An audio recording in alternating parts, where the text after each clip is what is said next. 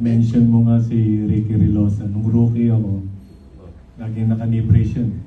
So sabi ko, bigay mo yung bola, kaya ko to. So every time lalayo ako, then da-drive ako. So siguro twice, naka-drive ako, naka-score ako. Then nung dinidepensahan ako, sabi ni Ricky sa akin, shoot mo na lang.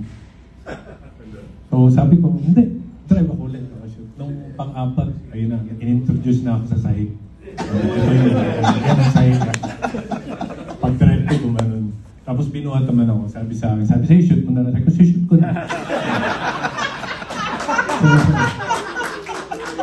ayaw nila nung napapaya.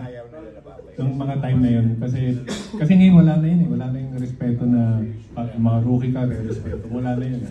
Nung araw parang kailangan you need to show respect yun sa mga veterans.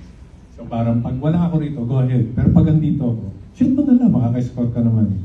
So yun lang. Pero ang hirap ako talaga is Mon Fernandez. Ang hirap bantayan. So, kaya like yung sinabi ni Jeff kanina, na si Bong pag binigyan mo ng space, yung pag binigyan mo ng space, titira talaga. Pag hindi naman, ang galing pumoste. Tapos may hook shot, kaliwat kanan. So yun yung pinakamahirap.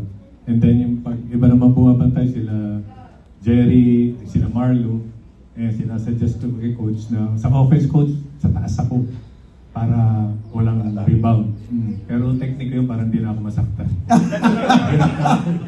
So doon ako sa